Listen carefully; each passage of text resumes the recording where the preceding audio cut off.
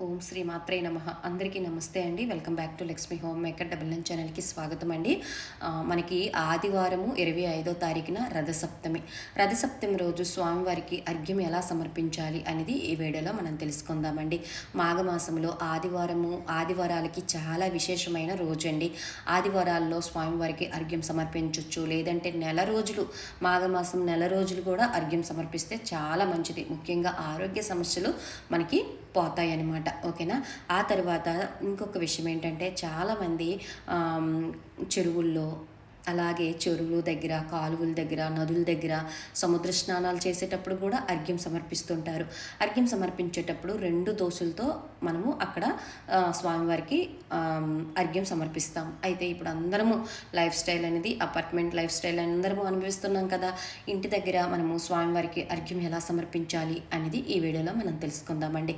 అర్ఘ్యం అనేది పిల్లల నుంచి పెద్దవాళ్ళ వరకు స్త్రీలు కూడా స్వామివారికి అర్ఘ్యం సమర్పించవచ్చు.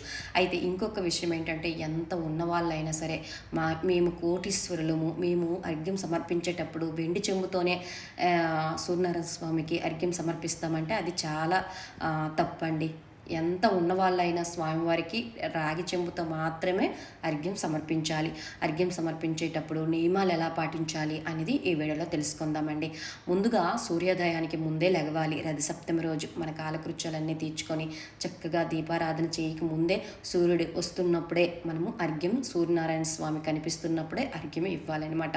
అర్ఘ్యం ఇచ్చేటప్పుడు ఆ నీటిలో ఏ ద్రవ్యాలు వేయాలి, ఎలా ఇవ్వాలి అనేది మనం ఈ వీడియోలో తెలుసుకుందామండి. అయితే మీకు తులసికోట ఉందనుకోండి, తులసికోట దగ్గరికి డైరెక్ట్గా సూర్యకిరణాలు వస్తే చక్కగా బాల్కనీలో మీరు మొక్కలో పడినట్టుగా చూడండి. ఆ నీళ్లు కింద ఎట్టి పరిస్థితుల్లో ఆ నీళ్లు పడకుండా చూసుకోండి, కింద పడకూడదు అనమాట. ఓకేనా. ఇలా మీరు ప్లేట్ ఏర్పాటు చేసుకోండి.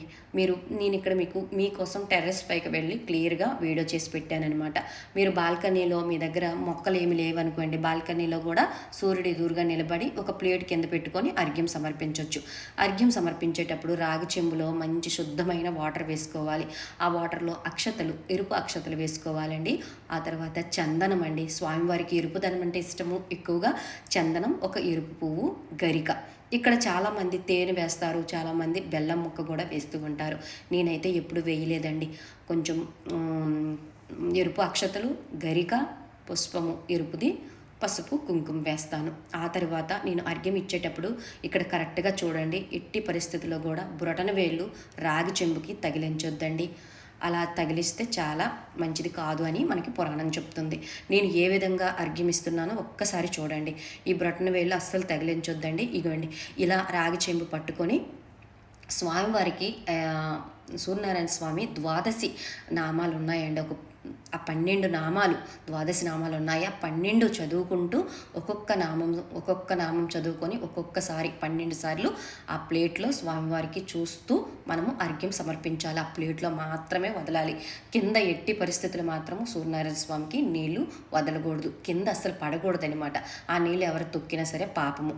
ఇగోండి, ఈ విధంగా మనము అర్ఘ్యం ఇవ్వాలన్నమాట. ఇచ్చిన తర్వాత స్వామివారికి ముందుగా కోరుకోవాలి, నాయన నాకు ఆరోగ్యం సమర్పించు, ఎటువంటి చర్మ వ్యాధులు రాకుండా చూడు నాయన, నా పిల్లల్నైనా అందరు నా కుటుంబాన్ని చల్లగా కాపాడు నాయన అని మనము అర్ఘ్యం ఇచ్చిన తర్వాత స్వామివారికి మనము నమస్కారం చేసుకోవాలి. నమస్కారం చేసుకున్న తర్వాత మీకు డైరెక్ట్గా మొక్కలో పడిపోయిన నీళ్లు పడేశారనుకోండి, కొంచెం ఆ రాగి చెంబులో నీళ్లు ఉంచుకొని కళ్ళుకి, తల మీద వేసుకోండి. నేను ప్రతినిత్యం మీకు చూపిస్తూ ఉంటాను కదా, అలా ఇలా మీరు పళ్ళెంలో విడిచిపెట్టారనుకోండి, ఆ వాటర్ అనేది కొంచెం తల మీద వేసుకోండి. చాలా చాలా మంచిదనమాట. ఆ తర్వాత మనము ఏదైనా మొక్కలకి, తులసి కోటకైనా ఏవైనా మొక్కలకి ఆ నీళ్ళు అనేవి పోసేయండి. ఎట్టి పరిస్థితుల్లో కింద తొడ్డం కానీ కింద పోయడం కానీ చెయ్యొద్దు. ఓకేనా. ఈ విధంగా సూర్యనారాయణ స్వామికి రథసప్తమి రోజు అర్ఘ్యం ఇవ్వండి. ఇంకేవైనా డౌట్ ఉంటే కింద కామెంట్ బాక్స్లో నాకు పోస్ట్ చేయండి. ఇలా అయితే మీరు ఇవ్వండి. చాలా చాలా మంచిదనమాట. రథసప్తమి పూజ ఎలా చేసుకోవాలి అనేది మన వీడియోలో ఉందండి. డిస్క్రిప్షన్ బాక్స్లో నేను లింక్ ప్రొవైడ్ చేస్తాను, ఒకసారి వీడియోకి వెళ్ళి చూడండి. అలాగే 12 నామాలు కూడా ప్రొవైడ్ చేస్తాను, అవి చదువుకుంటూ అర్ఘ్యం సమర్పించేటప్పుడు మాత్రం మీకు చెప్పడం మర్చిపోయాము. ఇంకా మీరు ద్వాదశ నామాలు నేను కింద డిస్క్రిప్షన్ బాక్స్లో ఇస్తాను. అవి చదువుకొని 12 సార్లు నీళ్ళు వదులుతూ ఒక్కొక్క నామంకి ఒక్కొక్కసారి నీళ్ళు వదులుతూ మీరు అర్ఘ్యం సమర్పించండి. ఇవేమి మాకు రావు, ద్వాదశ నామాలు 12 రావు అక్క అంటే ఓం సూర్యనారాయణ నమః, ఓం ఆదిత్యాయ నమః, ఓం భాస్కరాయ నమః అని మనము 3 నామాలతో కూడా అర్ఘ్యం సమర్పించవచ్చు. ఓకేనా? ఈ వీడియో నచ్చితే లైక్ చేసి షేర్ చేయండి. సర్వేజన సుఖినో భవంతు.